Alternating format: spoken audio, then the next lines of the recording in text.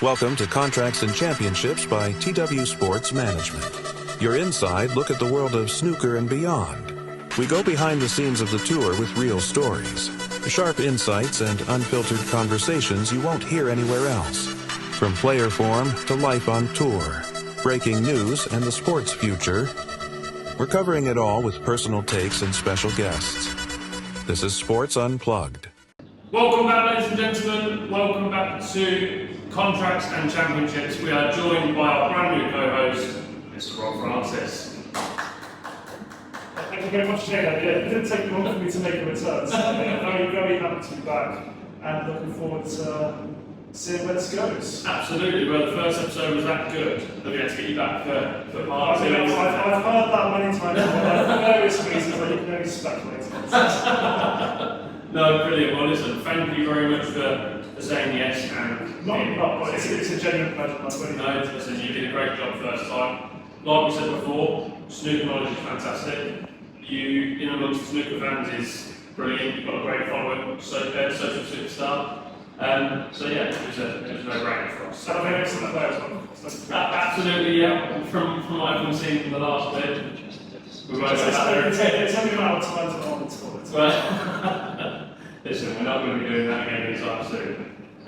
We're just going to have a very quick roundup of things that are happening in the world of sport, things I'm sure you're absolutely thrilled to know. Liverpool beat Real Madrid 1-0 last night. Did you watch it? Didn't watch it. You don't watch a lot of football, Taylor. But listen, I don't blame you, it's getting worse these days. Jake Paul versus Javante Davis is now cancelled. Absolutely devastating. You're a boxing fan? No, not really. But why is it cancelled? There was a legal matter within the team. So to be honest, the fight shouldn't have been going ahead anyway. Jake Paul is so much bigger, so much heavier than Javante Davis, although he's still a YouTuber. And his last fight was against Mike Tyson.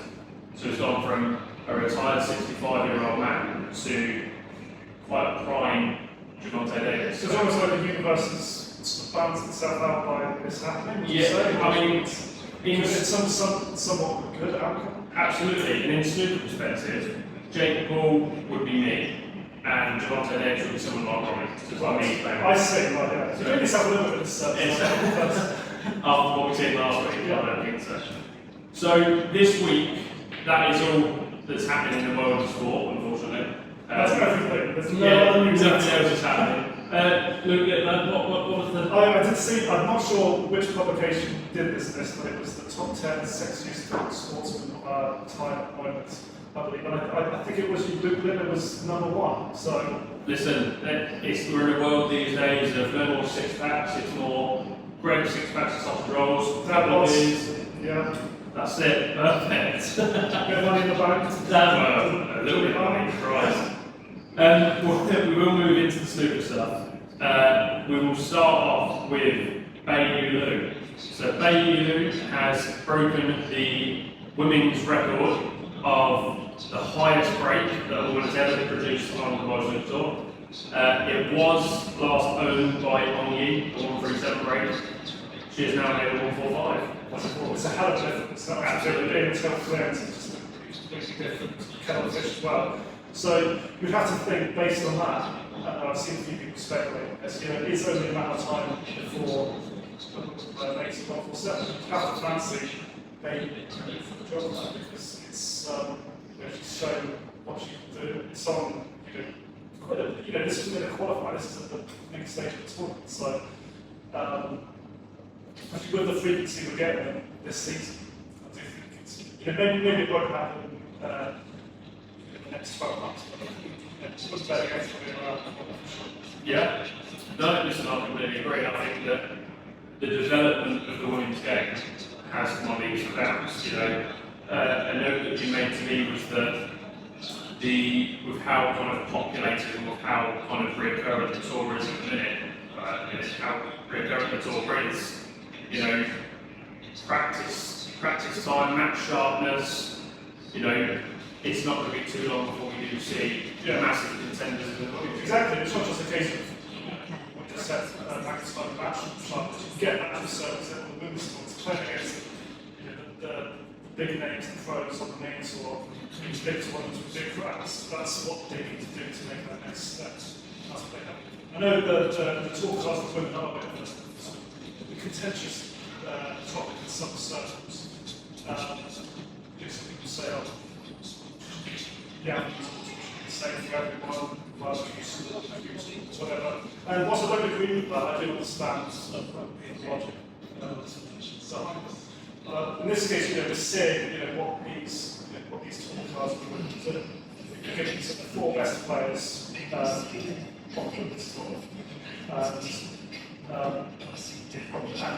basically that you see, to start with, they might not, using quite early on, maybe not showing that they're capable of, but given time, this is the sort of thing that happens. And you can only expect more of it in the future. 100%. I mean, again, you've got someone of Brianna as a CV, still competing on the tour. Yeah. Actually, that's literally best season today. Yeah. And it's still early days in the 25 to 6 season. Yeah. So there's so many kind of updates and so many progressions being made every week. So I think, like I said, there'll be a few surprises in store very, very soon. Zach Surety, 147 in the International Championships. If you can hear any background noise, we are watching Sean Murphy versus Ding right now on the TV behind the camera. So apologies if you are picking up any of the feedback from that, but yeah, we're just keeping an eye on the snoops and seeing what's going on. Yeah, so Zach Surety, 147. No, it's something on the day of the 147, isn't it? It's relentless at this point. What's that, 14? It's 14, yeah, one away from the record, 15 most made in the season before. So I mean, it'll take something absolutely crazy to happen for it not to be broken. It would have the drop in form across the board would have to be massive. Are we looking at 20? I think it's 20s at least.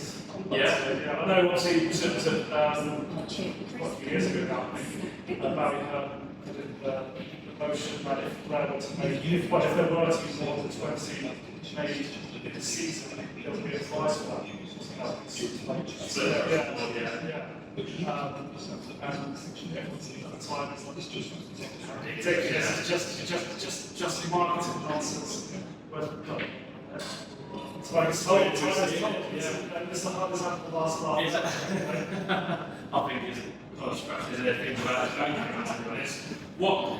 So the amount of 147s that we are seeing right now, is that down to, and again, this might cause a bit of controversy with people online, is it down to the way the tables play, is it the way down to the pocket fittings, is it down to the standard of play? Because obviously being myself on the tour, getting to kind of speak to the table fitters, know exactly what they do, how hard they have to work to get the templates right for the tables, even to the extent where some of the table fitters have kind of had to show around some of the Chinese fitters when we're abroad to get the table up to standards.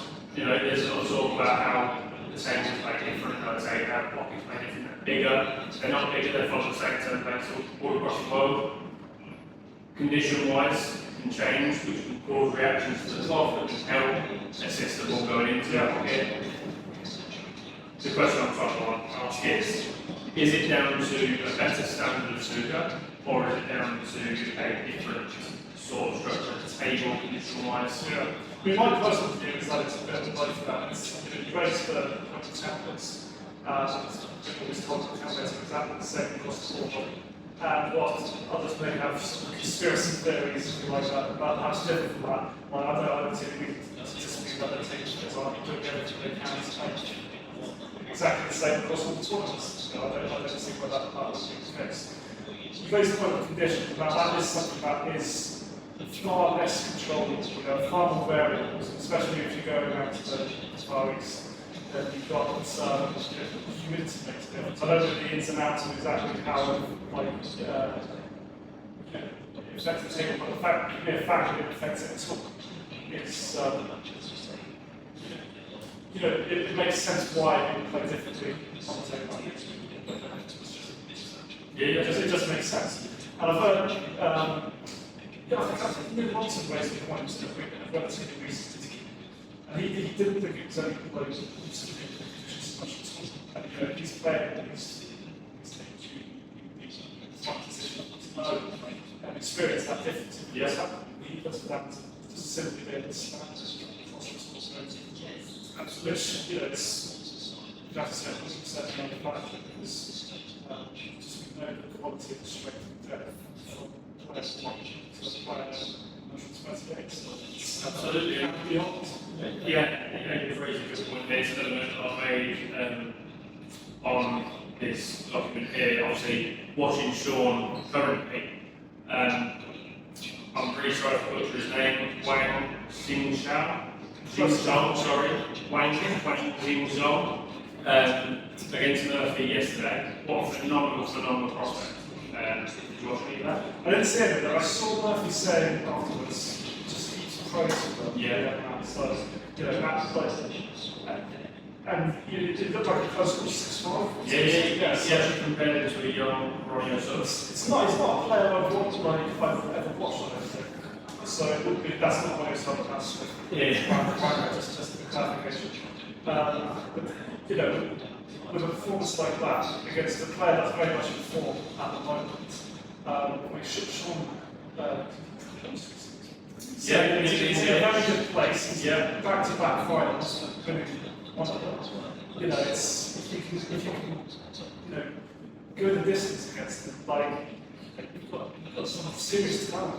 Yeah, I spoke to one of my Chinese friends who's actually out in Nanjing currently, and he has said that him and his brother are ranked world number 1 and 2 in China for the amateur circuit. So his brother, he's actually number 2. His brother's supposedly slightly better. I'm not going to try and pronounce his brother's name. He has also played in a couple of events on tour. But yeah, what a phenomenal talent. Unfortunately, you can't really say lost in that match, but they had a re-rack in the deciding break. He is a super attacking player. Very loose, very open, will go for shots, will kind of go for everything on the table that kind of occurs, let's say. I think that's where a little bit of snooker maturity needs to settle in. You can't pop them all, there's never been a player that hasn't ever missed a ball. That is how he kind of plays, because you can't possibly miss. So hopefully in the future we do see some development for him. We get hopefully someone takes him under their wing and kind of helps him mature in terms of snooker. And there is a very serious, dangerous player that could be joined at all. He wouldn't be the first Chinese player to play that loose attacking, absolutely all-out style. So yeah,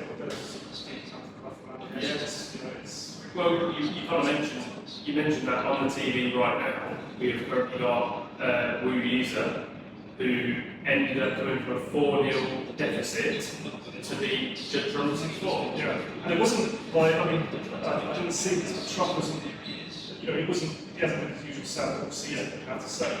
He didn't really do a lot wrong with us. It just looked like, he'd sort of done enough to get 4-0 ahead. Yeah. And then Yiza just absolutely stormed him with just pure skill. Yeah, I think there wasn't a break. I think every single frame there was a break over 50 in every single frame. So, unbelievable talent. And again, he is someone that,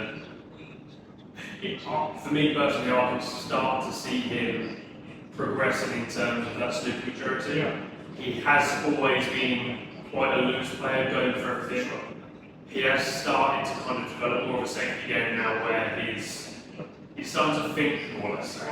Starting to think more, rather than kind of going completely gung-ho and trying to fight with it. There is a little bit of safety element to his game now. So, again, another phenomenal player. A real name on tour now, I have to say. Then, like the last couple of seasons, he's sort of come from that sort of area of relative obscurity amongst the Chinese players. There's a few of them that sort of see Xiaoyi's woke sort of up there amongst the rankings. He's kind of been followed in those first really sort of work like that. And since the South has won, one of his back in Northern Ireland, I've seen him use his name touted a couple of times in terms of being the best player, not ranking that. Which is, for a player that's sort of relatively new in this section, of the rankings he's in. That's kind of a hell of a thing to say, really. Oh, absolutely. I mean, for me, it's the same as C. I think C is an exceptional talent. You know, from what he's done the last couple of weeks, as he lost today to Team Seoul 6-1, not a result that you look at and think, well, how does that happen? You know, I would have expected C to fight almost and win that match. For me, based on recent form. Yeah, sure. For me, I think C is probably a more complete player compared to Ruiza, but both absolutely exceptional talents. Yeah. For you, I'm going to put you on the spot. I want you to list, give me your top 5 Chinese players in terms of who's best to. Are we talking in achievement or Just in terms of general kind of who you like to watch, who you rate kind of higher, let's say. But Is it you tricky? can't look past Lim Jung-Wei step. Absolutely. What he's going to be doing because of everything he's done for the game, and I've essentially watched him since as a bigger fan of Snooker as I've had. So he's been a mainstay in that regard. In terms of ranking titles, like how many he's on 50 or 60, something like that, isn't it? Really, I think it's 5 to 6 as well. So, I think it was quite good to say quite an achievement outweighs time.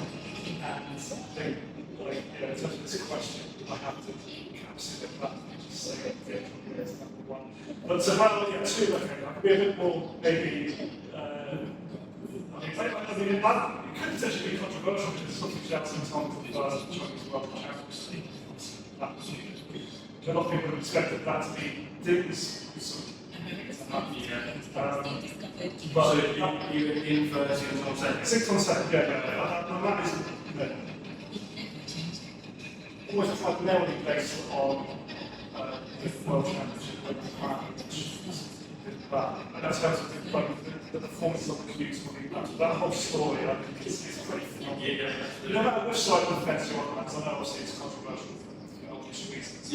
I don't think we can deny that it's just a huge narrative, not just in Snooker, but the world of sport in general, because of everything that's involved. Absolutely. It's a fascinating one, and that it's very interesting to see where that story sort of progressing. As we spoke about last time, it's not the best starting the season's World Champion. It's correct still. So lots to tell you about forward. Number 3, I can see a player that's still on the tour, but often I tell you when we talk about Chinese players, it's often always forgotten about a little bit because it's of a different sort of ilk. So that's Marco Fu. Been around for over 25 years now. I'm not sure what he turned pro sometime. I think it's the late 90s, was it? Yeah. And multiple ranking winner, still knocking about on the tour, doing. He was the fastest player on the tour this season. Of course, he's had an issue with his eyes, I believe. Stroke his elbow as well. At the moment, yes, which is very disappointing for me to move into Fantasy 5. So it's devastated for that to all the best of our generation. Damn, the timing is awful. Well, we're not talking about Fantasy 5 because I've got a lot of prizes to Exactly, yeah. The Black Man's going to take a head including for this man. That's the look forward to Canada's World Championship. Obviously, Marco being from Hong Kong isn't don't tend to sort of think about the same categories that the Chinese players, perhaps. But he would be number 3. Number 4, I think I would say. How we're feeling about mentioning players that are no longer at all for one reason or another.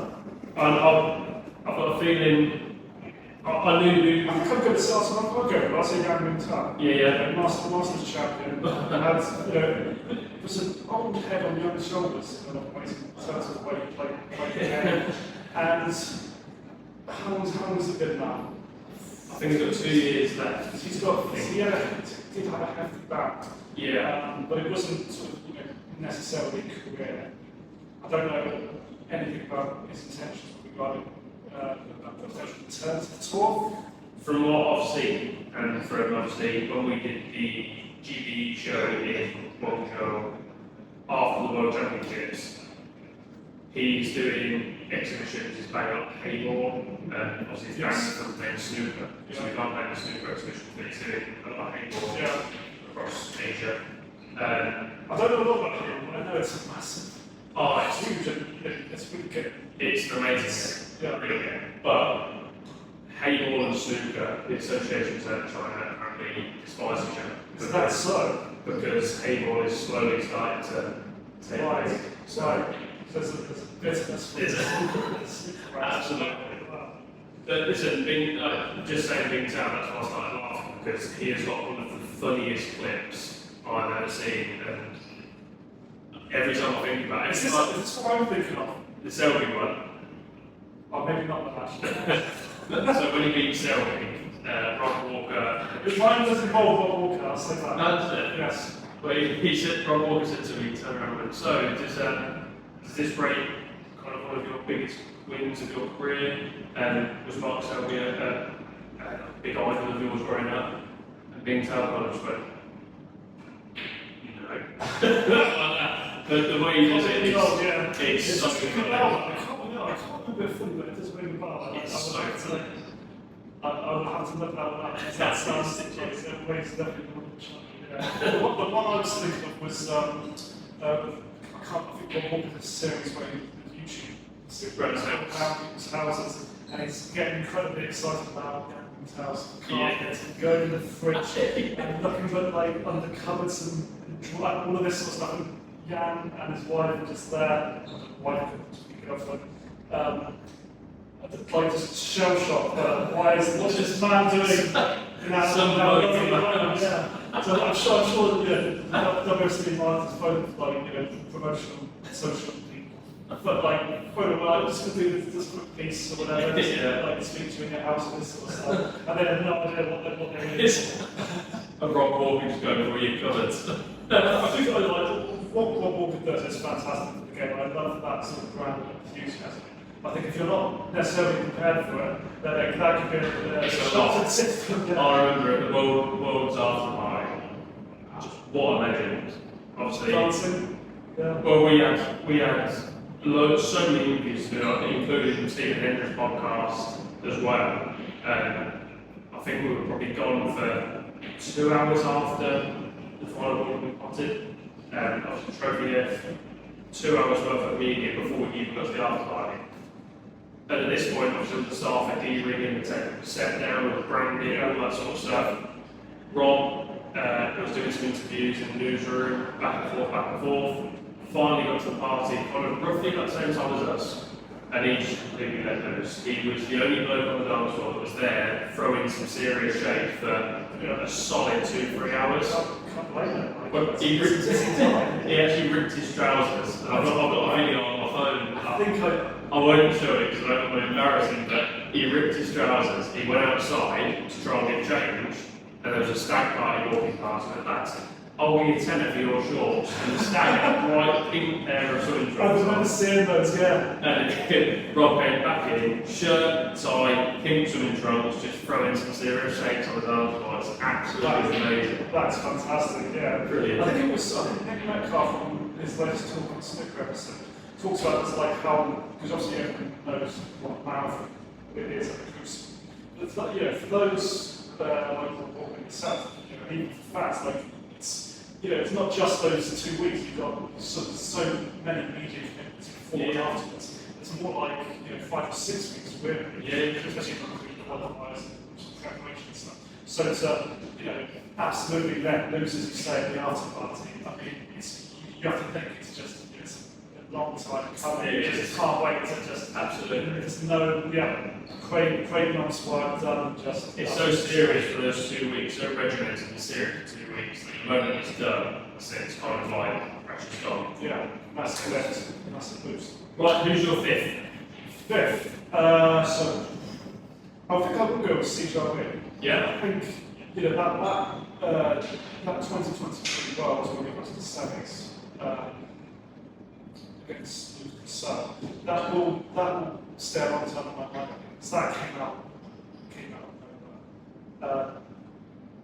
And even though he hasn't, I think he had a good run in Saudi, he hasn't quite capitalised on what people expected from that. And despite what a tremendous run at the Worlds that was, I still, ultimately, people weren't saying he could go all the way. I don't think anyone that gets to the semi-finals, I think they will always compete with a shout. I just don't know which way it's going to go, despite the long formats. I don't like to use the term, there was a world championship. I don't like to tip those with world championships, but I think it's people always do it too much. Yeah. I know, like you were saying about Wang beating, coming close to beating Murphy, what prospect is in the future. I see people saying that it could just be a potential. It's almost something I see too much. Yeah. I just know from a numbers point of view, there are numbers going around. And that's, there's so many good players not have world championships, essentially. But I do think there is something about C and the way he plays the game that lends itself to that, I think. And I think he is like Alex Corey's a really good player. Yeah, absolutely. I think Maybe he hasn't won.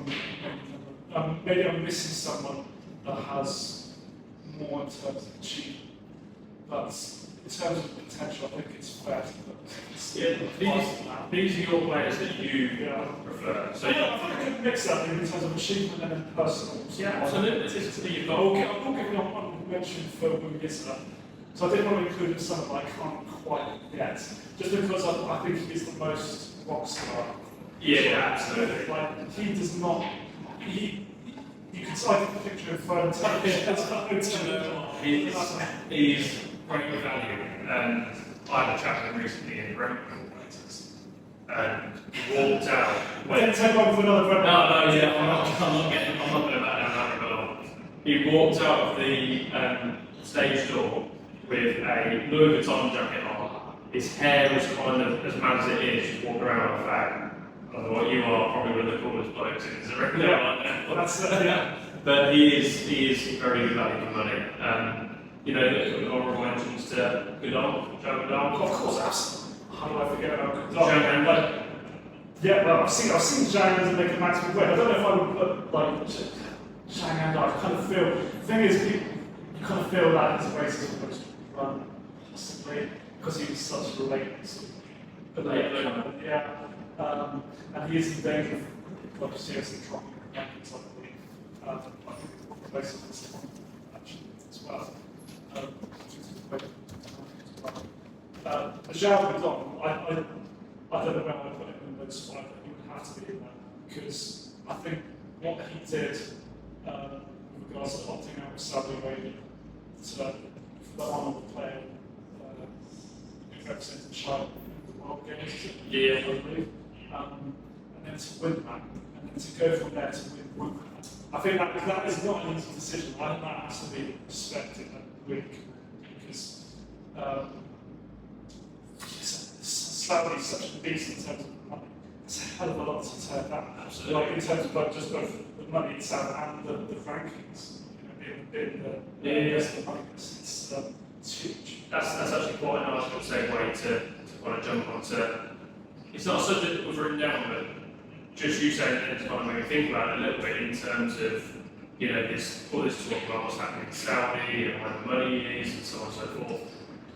Players are getting called greedy for wanting to go and do the same job in a different location for a hell of a lot of money. Yeah. What are your thoughts on that? Well, I can't blame any of them. I think that applies to the media. The media crew that go out there as well. Yeah. I believe, I know it's a controversial topic, and I understand the reasons people aren't entirely comfortable with it. I totally get that. I'm on board with that in a lot of ways. At the same time, I don't see why snooker would have to stick his head above the parapet in a certain sense, be the exception amongst. I mean, like I said, I'm not that familiar with the sporting world in general as a whole. I know they're all going out there. Yeah. And I don't think snooker's in a position where they can afford not to, if that's where the money's going to be coming from. That applies across the board. And I don't think any player has come out and said, I'm not playing this X, Y, and Z. And I think that is fair, that is cool. I know not everybody is going to be happy with that. But that is my opinion. Listen, I'm in the same boat in terms of, these are snooker players, they're not politicians, they're not here for politics, they're not here for any other reason than to provide a living. I've heard them say exactly that when that tournament comes around. I do give credit if the interviewers bring it up. I say fair play for actually raising the subject. You can talk about it. It's not something that should be just judged. But they do, they say that I'm food. It's nothing but that's the bottom line. Yeah. Again, why should I spend that time on others? It is a grey area in a lot of ways, but ultimately it is their job, and that's what they're doing. Yeah. Especially if you lower the rankings as well. I mean, that's just to turn that down. You can people say, "Oh, we'll turn it down." That is easy for them. Yeah, and to think that at the start of the season, if you're a lowering, you know that you're guaranteed £20,000 for a season. That's what most snooker are going to effectively loan you to make sure that you're paid as a professional snooker player. If you know that your first event of the season, you can go out to Saudi Arabia and earn 20 grand for having a decent little run within that event, you're effectively then loaned free for your whole rest of the season. Exactly. Yeah. Anything you earn in that season is then your money. Sure. You don't have to pay anything back, that is your money. And I completely understand the controversy, I completely understand the whole kind of idea around it and why it could be an issue and so on and so forth. Completely support it, understand it. However, if it's your job, if that is your living and that is what pays your bills, pays your mortgage, so on and so forth, if someone said to you they want to send you to a controversial place, that you're going to be doing the same job, it's got nothing to do with politics, what you're going to be doing is your exact same job, but you've got a chance of earning quadruple the amount of money that you're doing, what is your response? I think you know. See, anyone that says no, for me, can be a bit of a filler. I think that's how it's Especially for people put in that position. Oh, exactly. It's words. I mean, I'm sure that there will be people that have such strong feelings about it that they put something down. Yeah. I don't deny that, but I do think that it's not as common as perhaps it's sometimes presented. No, I completely agree. Okay, lovely. Have you got any other points before we move into our little game that involves the Straight, okay? Yes. Okay, so what we've got here, hopefully the camera can pick this up. We've got a black and a pink, a yellow and a white, and 2 reds. These are worth value. So we've got 4 questions. Black and pink, because they are the highest points on the snooker table, they are going to mean completely agree.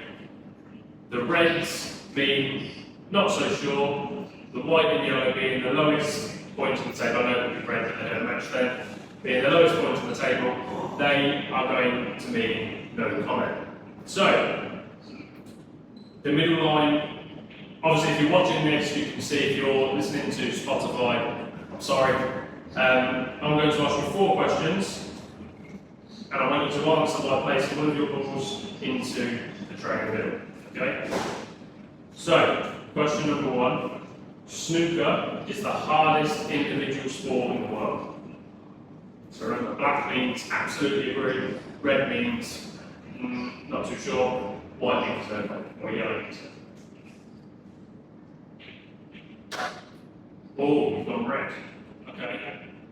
Why have you gone red? Hardest individual sport in the world. This may be a bit of a cop-out answer, but I mean, I don't think anyone can say anything is potentially the hardest individual sport in the world. There's too many sports out there. And I don't know enough about how. I mean, they're all going to be difficult. I mean, in their own. I don't think that's something that's measurable ultimately. So it's almost like, I mean, I don't deny that snooker. I'm not saying snooker is an easy sport. Trust me.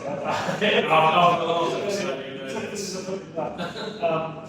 But I don't think there is enough data to support saying that it's the most difficult.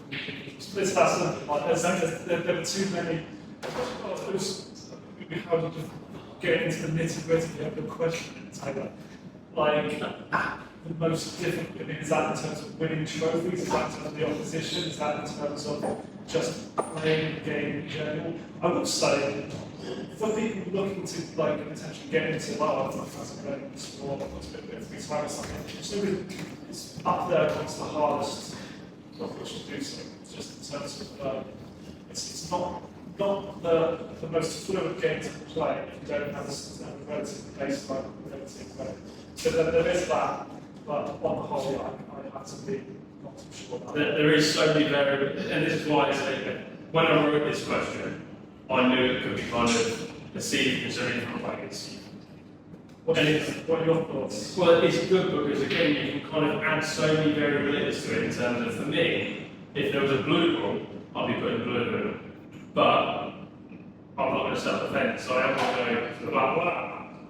Explain yourself. The reason being is, and it's quite relevant right now because obviously it happened yesterday. Stephen was blue against Byron to not Byron out in international championships. Something that you have absolutely no control over. The red, I don't know if you watch it at all, the game? I saw the highlights of the last frame. Okay, so the red that Byron played, the white was tight against the lock cushion. The red was dead straight, just below the pink spot. The way Byron's had to play it is that if he misses the red, he doesn't leave anything. So little shots in the fin. The only red he can leave on is the red that he can miss. He drops the red in lovely. The white almost sits in the knuckle of the pocket. He plays off the ground, stuck the white behind the green, or it might be the blue stuck behind the green. At this point, you're 5-4 now. You've come back from, I think it was 5-2, to get back to 5-all. And at that point, for me personally, Byron's then favourite to want to win that match. All the momentum's with Byron at that point. For Stephen to get out of the snooker and not leave anything is going to be very, very difficult. He's got down, he's hit the white at 100 miles an hour. Not only has he hit the red, he's burst the reds open. So if nothing goes in, you can't, even me and you would clear up. The red has managed to bounce off one cushion, bounce off the opposite cushion, find its way between yellow and brown. It's a narrow gap. And come into this pocket in the top corner here, into the green pocket. For then him to make a 60 break to not fire out the chips knocking out of the international. For me, having a sport that you don't get a chance to respond is incredibly difficult. Darts, you can't win a leg or a match of darts, you win free throws. You'll always have a chance to respond. If I hit 3, that's my fault. Boxing, you could argue that you can come out and the first punch could be a knockout blow. Is that then my fault because my guard wasn't up? Or could I have blocked, could I have moved away from the punch, I had the chance to respond, but I could have thrown the punch before. Golf, your opponent's got a hole in one, but then you go, oh, that hole in one. Tennis, alright, so they serve, you have the chance to respond. In snooker, unfortunately, look at Ronnie versus Hussein, when Ronnie smashed the back of the pack of quite a red and made a honeycomb. That is how snooker goes. Hussein would then break off, he has the chance to reply, but he has to then smash the pack to reply and block to pot ball straight onto him. So for me, from that point of view, incredibly difficult. Incredibly difficult. I know it's not as physically demanding as something like boxing, UFC, so on and so forth. Mentally, it's actually exhausting. I suppose on that point, a lot of people would say, because it's like, often you talk about the luck side of the game, and an argument you can make being that it comes around eventually. So that is a factor, I think, but I absolutely take your point for it is brutal not being able to have this right retaliation, because there's nothing I mean, that's difficult in a whole different way because there's literally nothing you can do. And it's not there within sort of, the realms of what you would sort of expect in sport necessarily, but that's And we've seen Byron McGill in this race for the semi-final. Byron was huge slice of luck, it helped him get through to the final. There was times before that where he could have won the frame and ended the frame, and at the end there would be no controversy, no story behind it. But that piece of luck has helped Byron get through. So it always looks swings and roundabouts. I would be curious to hear your views about just because a lot of people think flukes. Well, I say a lot of people. There is talk sometimes that flukes should be out of the game. Like this should happen, so you have to nominate everything, all sorts of thing. What you would agree?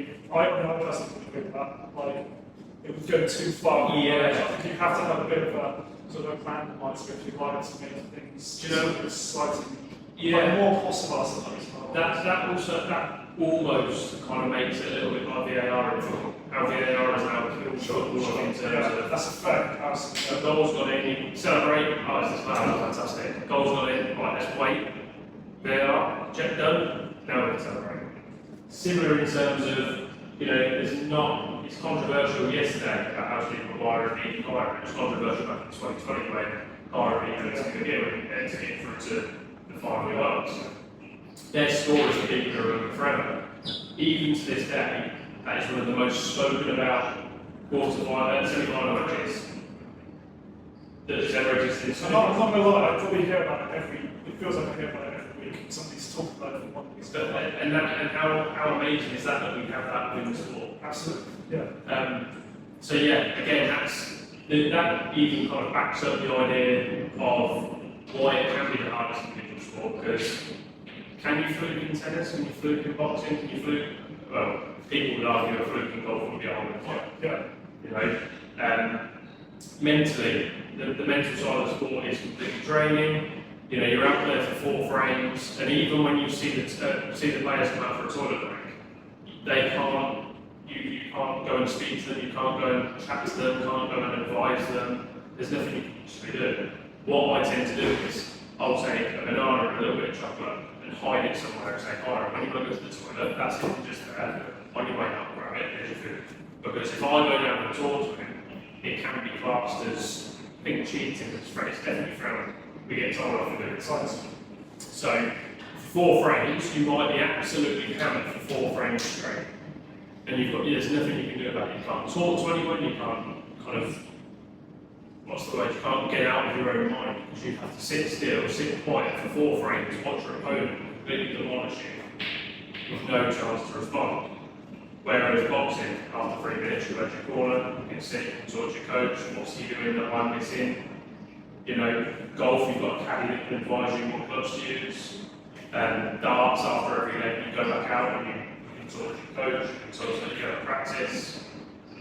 So yeah, that for me, I'll fence it slightly and say it's either the most or it's definitely top 3 as most kind of one of the hardest sports in the world. You pretty much won me down. So based on that logic, I still maintain on the sort of principles I was guiding my answer on, that it's a hard thing to sort of quantify. But I think with what you presented in terms of the powerlessness on that sort of things, I don't know. It is, again, it's just, I'm not saying any other sport is easy, but I just think this can be absolutely mental torture. And sometimes, like I said before, about the tables, could even be conditions that cause chaos for certain players. There's all sorts of variables that can happen at the same time. Okay, what we read back.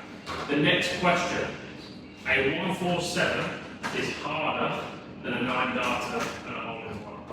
I suppose holding up there, I was thinking that's a potential counterbalance, but here we are. Well, I think it's definitely part of the whole one. But I think most people think that it's wrong. I think that you can fluke one. I'm not saying it's entirely wrong. But I have had all of them, by the way. Oh, right. And have you ever known data? I'm not sure. I saw one that I'm assuming you've done. assuming you're another 1%. It's possible. No, I'm not close. I think, well, I mean, I'll skip to the end. I think 147 is the hardest of those. But Okay. I think it is closer. The 9 dart on 147, the gap is smaller between the 9 dart and 1. So what will you go? I would go with, you said 147 is harder, that was the question. 147 harder than 9 dart.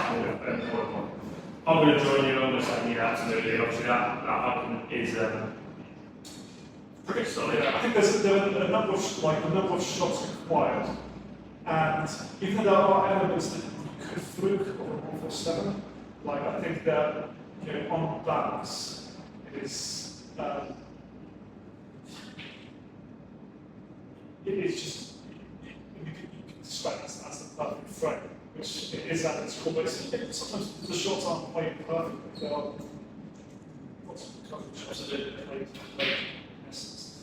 And to go back to what we said earlier, despite that being a bit more frequent, I don't think that messes the wow factor, if you like, in any way, shape, or form, because for the player themselves and for anyone watching, it's like something the most special thing you can see in the sport.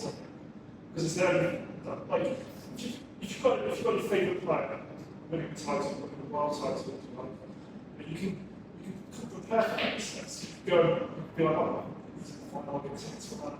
See that amazing moment and all of that. You can't predict a 147. No. It's entirely, on the whims of the team. And do you know what as well? Just to add to the extra controversy.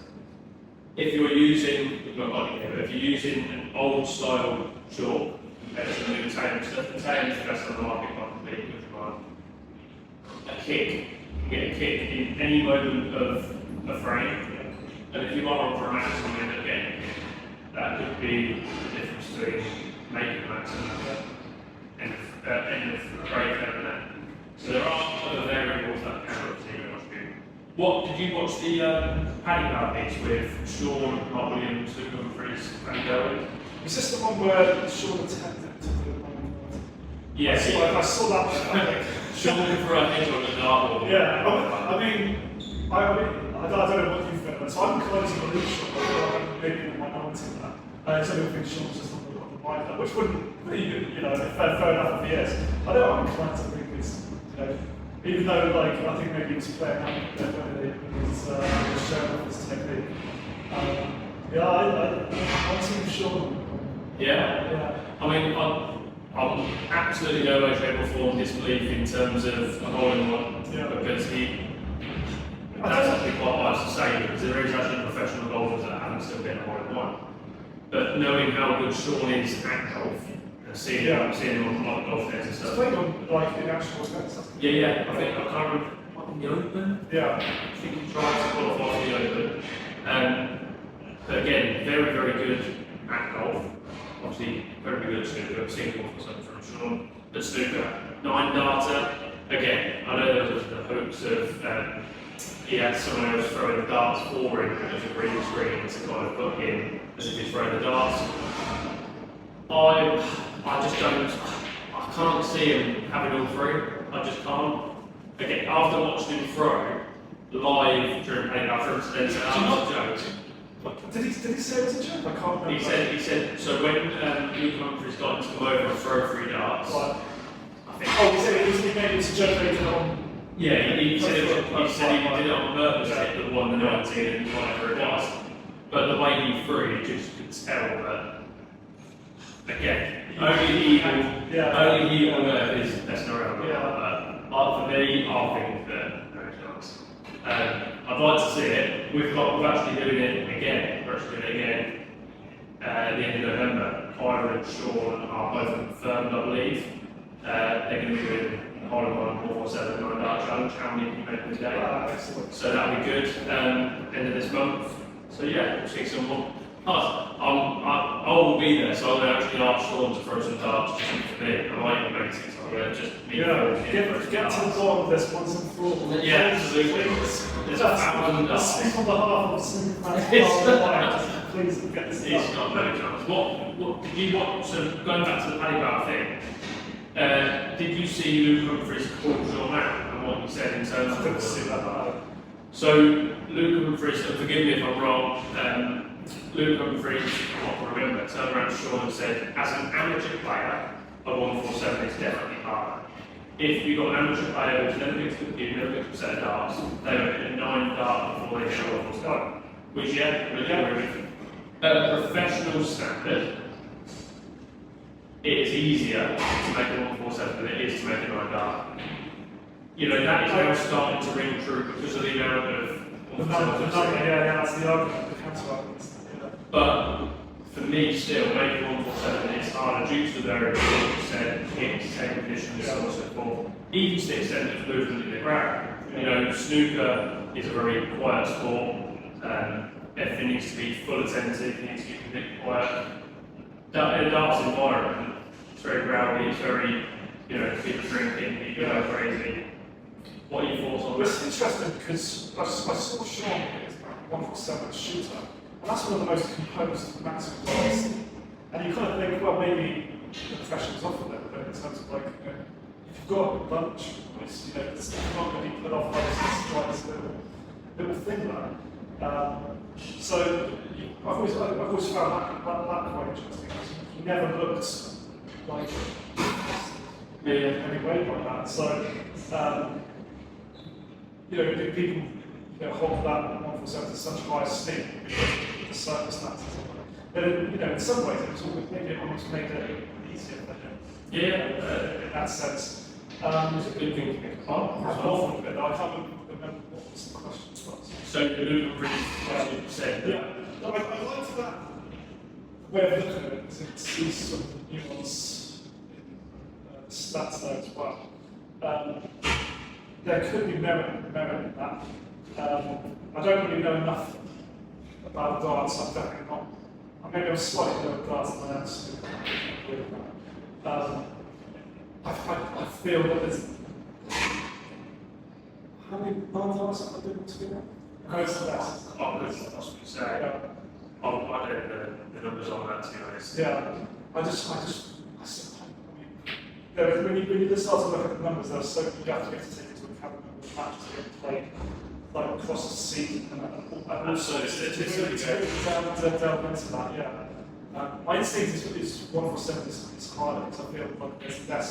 These were the 9 darts, and there's that competition aspect which is absent. Yeah. But then I think you make a mistake in the 147, there's more potential to come from that. Well, Luke Humphries, if you're listening, that was Rob's take. I'm not going to tell you mine. Okay. Yeah, I don't know, I'm hoping to be sure to tune in, so. Next guest. Okay. Pop your pink back. This one, again, I think this is a horrible question if it was to be completely honest. Ronnie O'Sullivan won't win an 8th World Championship title. Oh, on with a no comment. I will comment. I don't think people try to predict who's going to win World Championship. I think that is entirely unpredictable. It wouldn't be a surprise if I had to, I would maybe put it there. I would lean towards Will, because I think just based on Bonnie's whole career and history, it's the sort of thing that would happen if you look at his whole story. That said, there's only one World Championship a year. He's again and the field is so strong. You know, this season people said he saved himself in the big ones.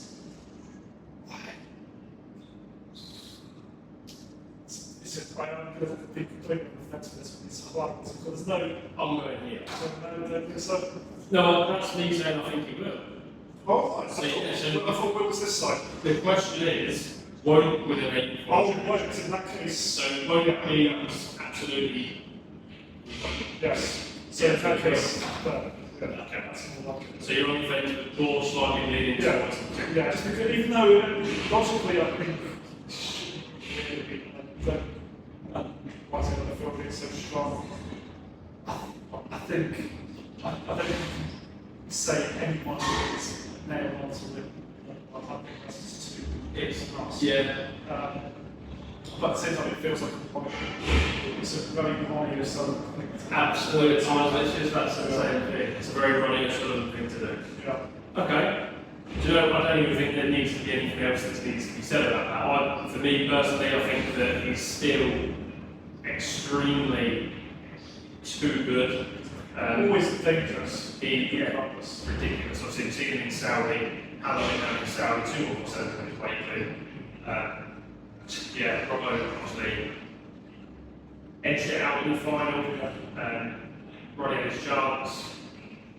I just still think that he's hard to deny that he's still a major player in big events. I mean, for someone, so it's always going to be inward potential shadow. Absolutely, completely right off like for someone that has actually got that all-round game that is just too good in terms of we've seen against Sanson and Lamb. Against Sanson and Lamb was spectacular.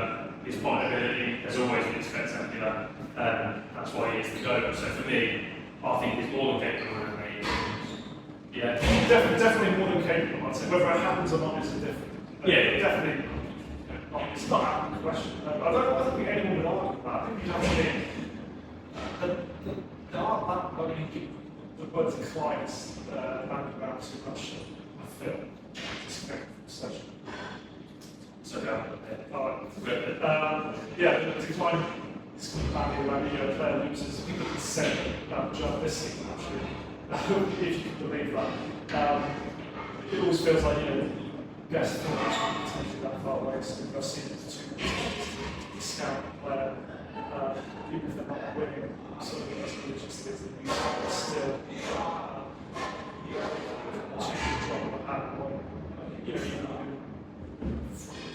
Framing match.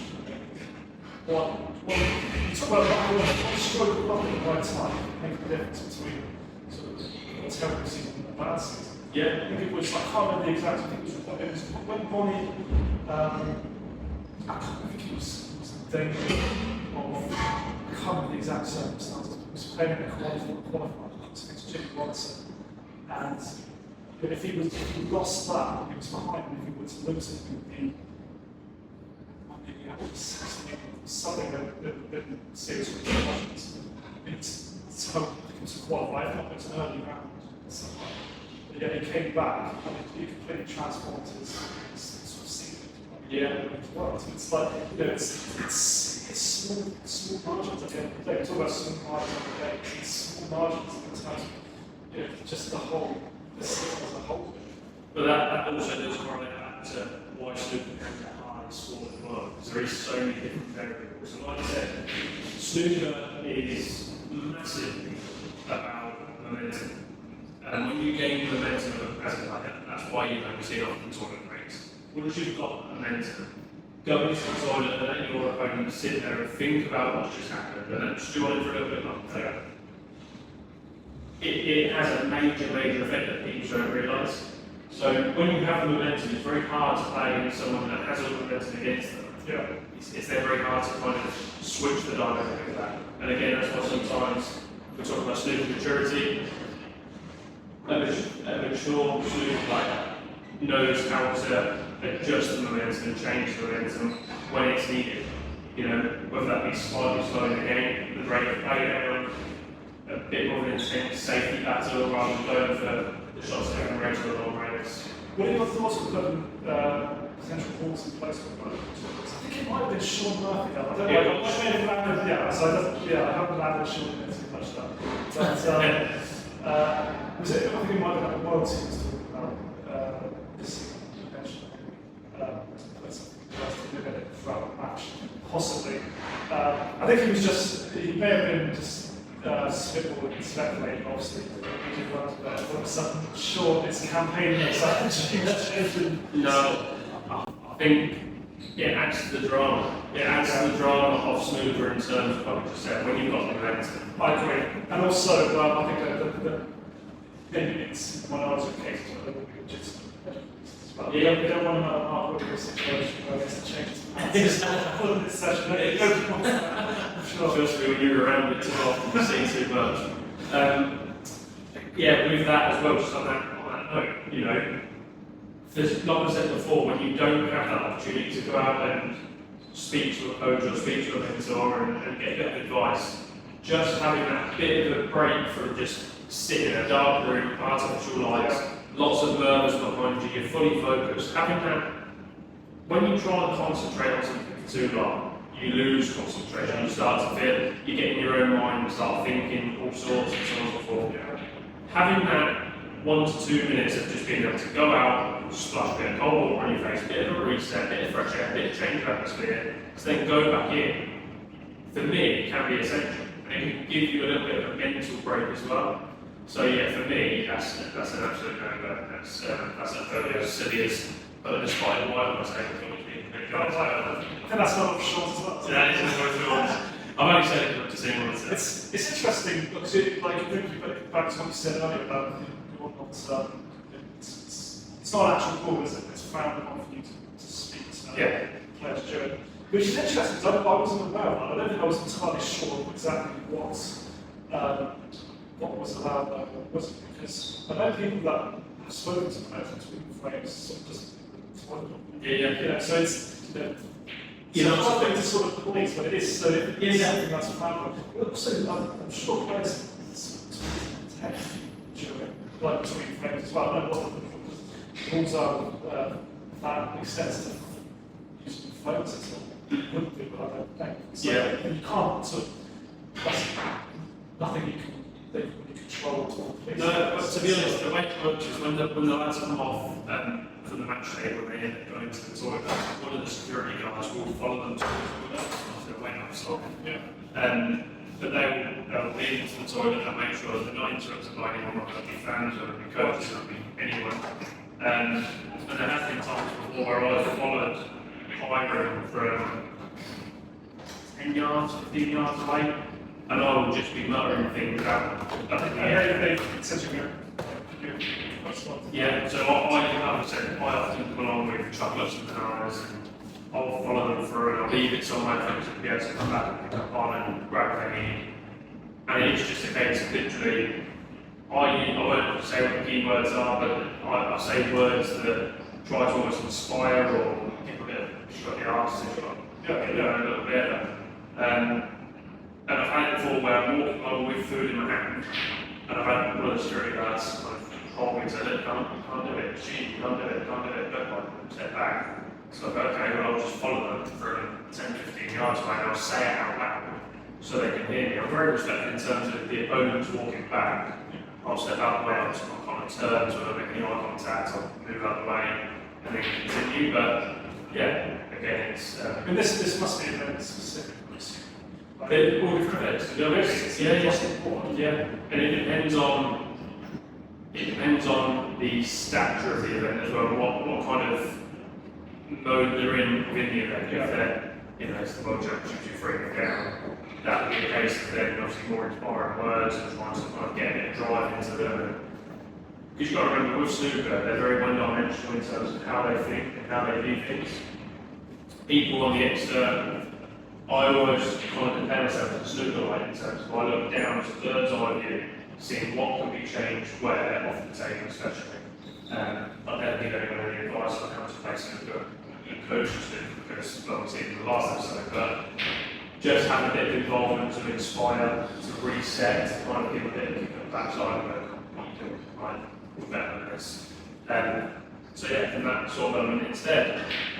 But not allowed to get up close and personal, have a conversation, it's just a case of 1 or 2 words and, it's like, it seems almost too fluid for me to be entirely satisfied with that. Actually, it's such a, I don't like grey areas in general, I feel it's almost too vague, so it feels like you could have almost try to just push it a bit as far as possible. It feels like if you really wanted to, like there would be ways around it. Absolutely, you could write up notes and stuff. But to be honest, they're so focused on what's happening on the table that anything else is a bit distracting. So.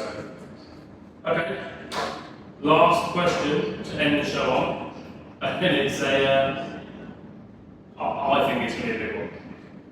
Snooker has to leave the crucible to grow its ball. Don't agree. I don't agree with that. I think, I'm not saying if you were to be the sport, I just don't think it has to.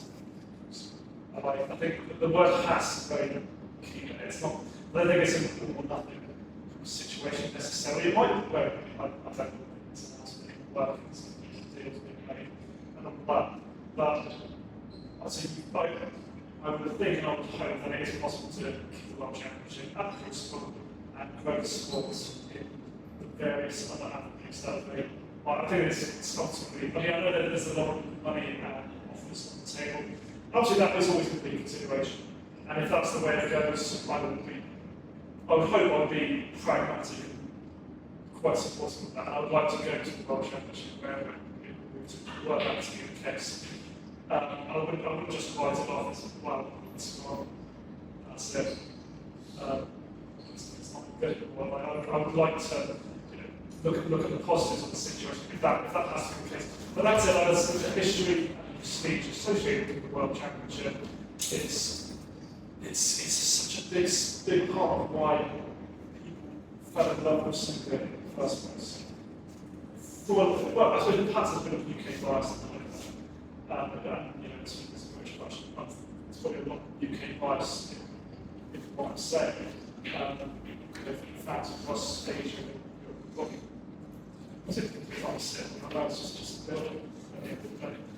And then it's a venue, which, it's hard about money. Ultimately, it's the connection we have with the sport. It's a personal thing. But it's 50 years is a long time. And it's people enjoy heritage and stories, and